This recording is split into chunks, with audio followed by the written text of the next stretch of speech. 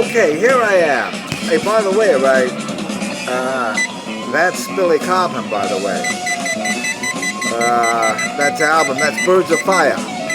By the way, right, eventually, what I'm going to do, eventually, is I'm going to do, right, like, commentaries on different arrangements and different performances of guys. Not today, though. I'm going to kill that music. I saw, right, who did I see? I think, right, it might have been Steve Smith.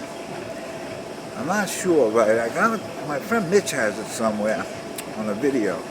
I lost the video. That was thrown in a dumpster. Maybe I can get that back one of these days.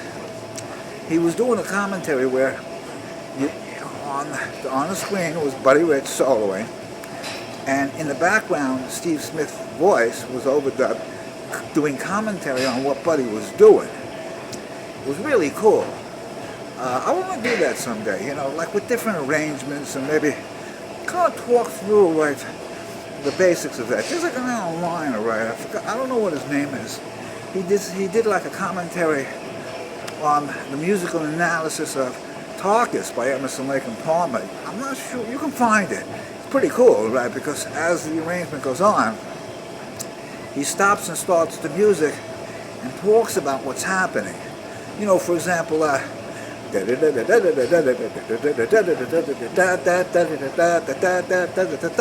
know, and then he stopped the tape and said that this introduction is clearly in 5. I think he analyzed it as 5/8. 1 and 2 and 3 and 5 and 1 and 2 and 3 and 4 and 5 and, you know, and then later on, all right, it went into 3. It went into 4/4.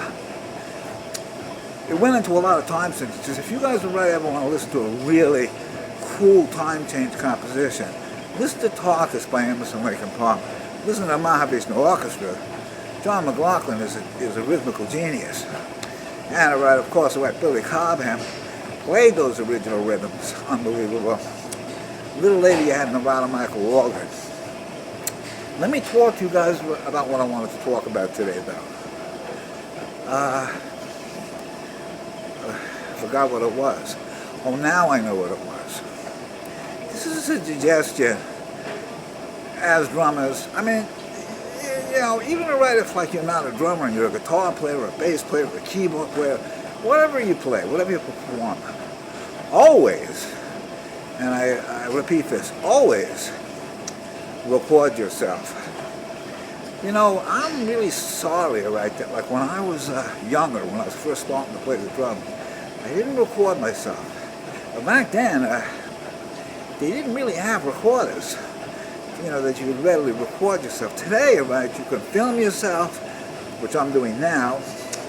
You can record yourself, which I do every day. I have hours and hours, and then of course film yourself playing. Which, you know, I have a lot of new videos that I'm doing. Let me tell you why. First off, all right, oh man, all right, if I could have had that solo that I did with Gary Carnevale when we were in high school, the one that we did at the Follies that I told you guys about a long time ago, oh, I'd kill for that. Not gonna kill, but I'd just be like, wow, would that be cool? And didn't record it, you know? And I think why somebody filmed it. Somebody, right, at Plainview High School filmed that thing, and I don't know who it was. I just heard a rumor that somebody had filmed it. And if anybody filmed it, I will trade you some really cool, rare films that I have for that film. But I don't know if anybody has it. I really don't know.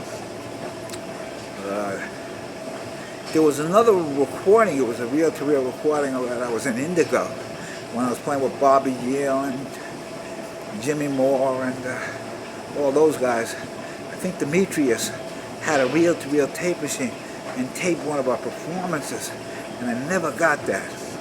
So, you know, I never know what happened to that. But I started recording myself. Yeah, you know, some of my recordings were thrown in the dumpster, right, by some very, very uncool people. They'll hear from me eventually. They know who they are. Those people that I really... but anyway, I don't even want to think about that. That's a nightmare. But let me talk to you about why it's really, really important to film yourself or record yourself. When you're performing like in a band, let's say like you're performing in a band, you know, when you're doing your own material or you're doing covers, if you record yourself, then you could like listen back later and get a feeling right for what you're doing, whether or not you can make it better, whether or not right, you can improve upon it, how your fills are, how your timing is, you know.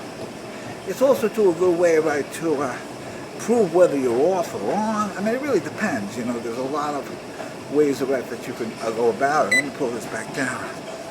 I'll give you an example, right. I remember, right, I worked with this guy. I don't want to say who he is. Well, I'll say who he is, right, because he was a real pain in the neck. Not real, I don't know if he was a pain. He was a nice guy, you know, but I don't know, he really wasn't that nice of a guy, actually. Oh, listen, I don't want to say who it is. And I don't want to say what band it was. But he was the leader of the band, would be turning around right, and telling me right that I was either slowing the tempo down or I wasn't at the proper tempo. He was making claims right that my time was uneven. And I knew right that my time was even because I recorded those nights. And as I was recording, I had like a pretty good quality of right cassette deck recording right the performances.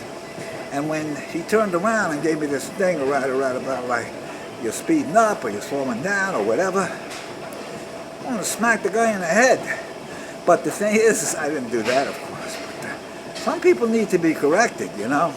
So when he did that, I said, because I had the microphone recording the drums, I said, he's telling me now, right, that I'm speeding up or I'm slowing down. And then I listened back to the tape, and I wasn't. So, you know, as time went on, right, I just learned to, right, pay no attention to the guy. Just give me my check, right, at the end of the night, you know. I got fired eventually from that gig, but, you know, that had nothing to do with anything. But anyway, but that was the right good proof of what they had performed on. Now, another really good advantage, right, to recording yourself is if you're doing a solo, you know, you want to kind of get that on tape and see how you did. Today, everybody, right, puts everything up on YouTube, so that's really cool because it's a good way for people to see you. I put as much of my stuff now on YouTube as I can. If, you know, I think it's well enough, even when it's not, right, because I don't play perfectly anyway. But that's a really good way to scope and to judge, right, your progress and how well you're doing.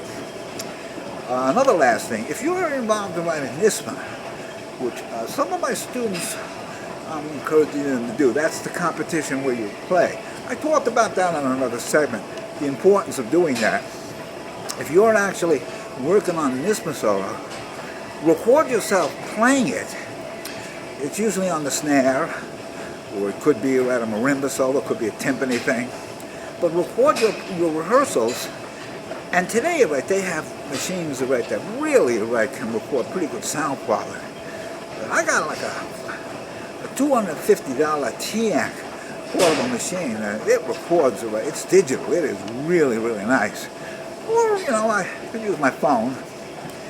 My phone records, right, a lot of the, you know, the electronic drum things I'm doing. But in any event, if you're doing NISMA, it's a really, really cool thing to record your rehearsal to see about how you're making progress as far as the accuracy is concerned.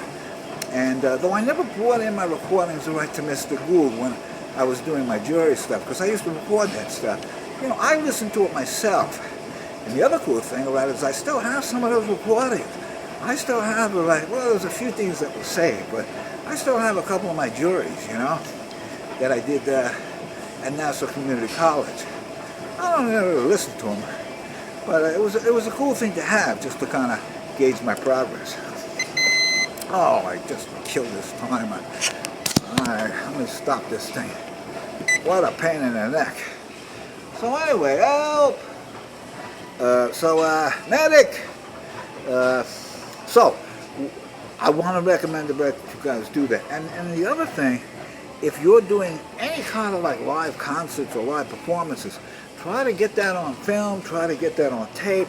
You know, it's your history of your life, you know, so, you know, and that's a really cool thing. You know, it kind of gives you an idea of how you've improved, how you've changed, how you've gotten uglier, you know, things like that.